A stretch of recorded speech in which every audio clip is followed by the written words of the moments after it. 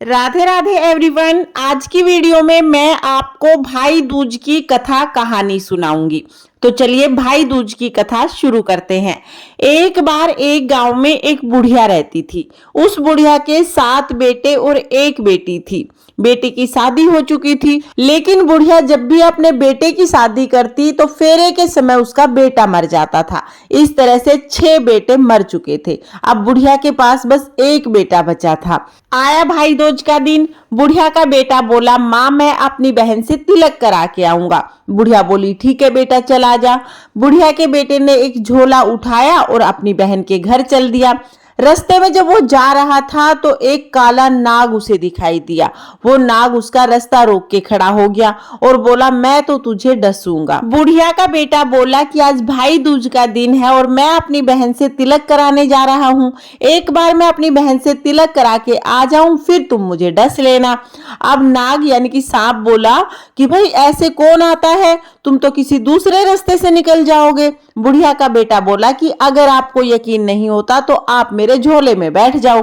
अब सांप तो उसके झोले में बैठ गया। उस झोले को लेके बहन के घर चला गया।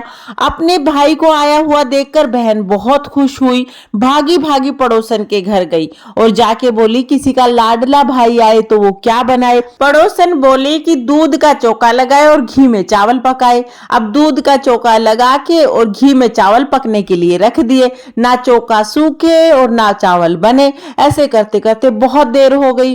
वो बोला कि बहन मुझे तो बहुत भूख लगी है। वो भागी भागी अपनी सहेली के पास गई और बोली कि लाडला भाई आए तो क्या बनाए। उसकी सहेली बोली कि गोबर मिट्टी का चौका लगा और पानी में चावल पका।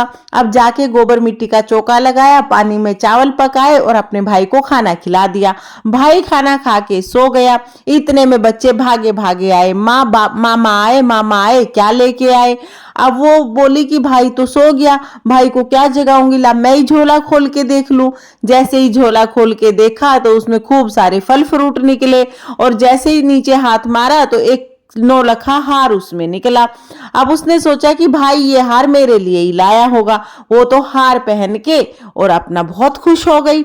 अब भाई उठा, भाई की नजर गई हार पे तो भाई बोला, बहन तूने तो बहुत अच्छा हार बनवाया। भाई बोला, बहन मैं तो अपना काल लेके आया था, तेरे कर्म का 9 लखा हार है तो तू पहन ले। बहन ने खुशी खुशी हार पहन लिया। भाई बोला, बहन अब मुझे घर जाना है, रास्ते के लिए कुछ खाना बांध दे। बहन ने चक्की में गेहूं पीसे और गेहूं पीस के उस आटे के चूरमे के लड्डू बना के भाई के लिए बांध दिए। भाई लड्डू लेके चला गया। पीछे से जब बहन चक्की को साफ करने लगी तो उसने देखा कि चक्की में काला नाग पिस गया है। ये देखते ही बहन चकरा गई। उसे लगा जैसे ही मेरा भाई चूरमा खाएगा मेरा भाई तो मर जाएगा। अब बहन तो बेसुध होके भाई के पीछे पीछे भागने लगी। उधर भाई को बहुत भूख लगी थी तो एक पेड़ के नीचे बैठा और लड्डू खोल के खाने के लिए तैयार हो गया। अब जैसे ही उसने लड्डू उठाया बहन आई और सारे लड्डू उठा के नदी में फेंक दिए। भाई बोला, बहन तूने ये क्या किया, मुझे तो बहुत भूख लगी थी, मैं तो लड्डू खाने वाला था। बहन बोली, नहीं भाई ये लड्डू मैं तुझे नहीं खाने दूंगी। अब बहन बोली कि भाई मैं तो तेरे साथ ही चलूंगी। भाई बोला, अब तक तो तू कह रही थी कि मैं अभी साथ नहीं जाऊंगी, बाद में आऊंगी। बोली, नहीं भाई अब तो मैं तेरे साथ ही चलूंगी। दोनों भाई बहन चलने लगे। रास्ते में बहन ने देखा कि एक जगह बहुत बड़ी बड़ी शिलाएं उतर रही हैं। तो बहन भाई से बोली कि भाई तू यहाँ रुक, मैं पूछ के आती हूँ कि ये हो क्या रहा है। बहन गई और जाके जो शिलाएं उतार रहे थे उन आदमियों से पूछा कि भाई तुम ये इतनी बड़ी बड़ी शिलाएं क्यों उतार रहे हो, क्या करोगे इन शिलाओं का। उनमें से एक आदमी बोला कि एक लाडली बहन का भाई मरेगा, उसकी छाती पे ये शिलाएं रखेंगे। अब वो समझ गई कि उसके 6 भाई मर चुके हैं और ये उसी के भाई की बात कर रहे हैं। वो बोली कि भाई अगर तुम्हें इतना पता है तो इसका उपाय भी पता होगा, आप मुझे उपाय बता दो। वो बोले कि बहन उपाय तो हम तुझे बता देंगे लेकिन उपाय बहुत मुश्किल है। वो बोली, भाई चाहे कितना भी मुश्किल उपाय हो मुझे बता दो, मैं जरूर करूंगी।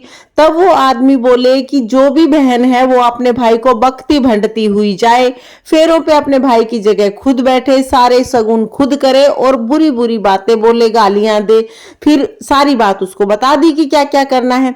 अब वो तो वहीं से अपने भाई को बकती भंडती हुई चल दी, खूब गाली बकी, खूब बकते बकते भाई को चल दी। अब भाई ने सोचा कि पता नहीं मेरी बहन को क्या हो गया, ये तो बावली हो गई। वो अपनी बहन के साथ इसी तरह मनाता मनाता गया, लेकिन बहन ना माने, उसे खूब गाली वाली बके।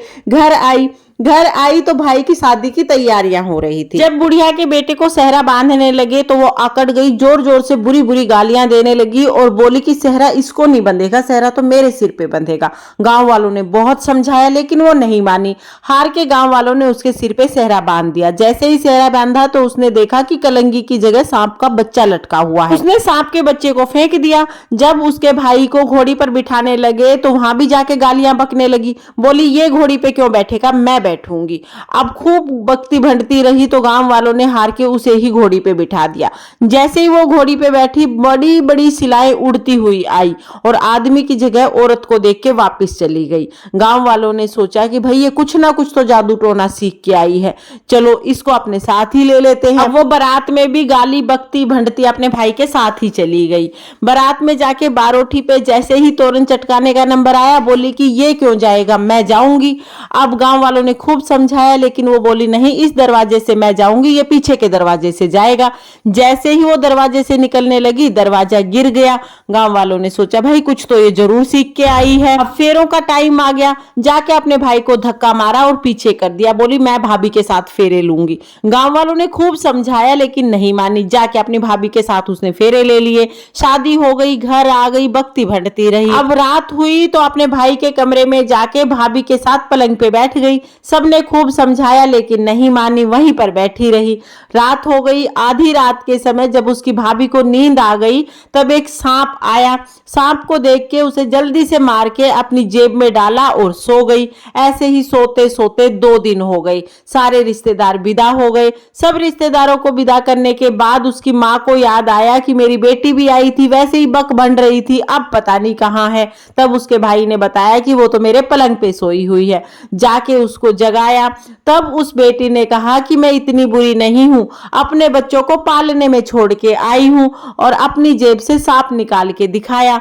माँ देखिए, सांप मेरे भाई को डसने आया था और मैं तो अपने भाई की जान बचाने के लिए ये सब कर रही थी। माँ ने तो झट से अपनी बेटी को गले लगा लिया और भाई ने खूब सारा अन्न धन दे के अपनी बहन को विदा किया। हे भगवान, जैसे उस बुढ़िया और उस बहन के साथ पहले हुआ वैसे किसी के साथ मत होना, और जैसे उन दोनों के साथ बाद में हुआ, जैसे उनके भाई की रक्षा हुई वैसे सबके भाइयों की रक्षा करना। इस कहानी को कहते सुनते हुकारा भरते सबके भाइयों को लंबी उम्र प्रदान करना और सबके घर को अन्न धन से भर देना। ये थी भाई दूज की कथा कहानी। अब हम एक गणेश जी की यानी विनायक जी की कहानी भी जरूर सुनेंगे। तो चलिए विनायक जी की कहानी सुनते हैं। एक गांव में एक अंधी बुढ़िया रहती थी। बुढ़िया को कुछ दिखाई नहीं देता था, लेकिन वो रोजाना गणेश जी की पूजा करती थी, गणेश जी की कथा करती, गणेश जी का पूजन करती। उसकी पूजा से खुश होके एक दिन गणेश जी उसके पास आए और बोले, हे बूढ़ी माई, मांग लो जो मांगना है। बूढ़ी माई बोली कि मुझे तो मांगना नहीं आता। तब गणेश जी बोले, कोई बात नहीं, अपने बेटे, बहू, अगड़ पड़ोसी, रिश्तेदार सबसे पूछ के सोच विचार के तब मांग लेना, मैं कल फिर आऊंगा। बुढ़िया बोली ठीक है।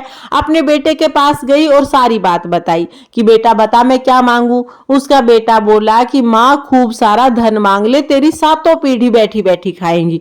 बोली ठीक है बेटा। फिर बहू के पास गई। बहू बोली, माँ जी क्या करोगी धन दौलत का, असली धन दौलत तो पोते पोती होते हैं, अपने लिए एक सुंदर सा पोता मांग ले। बोली बहू तेरी बात भी ठीक है।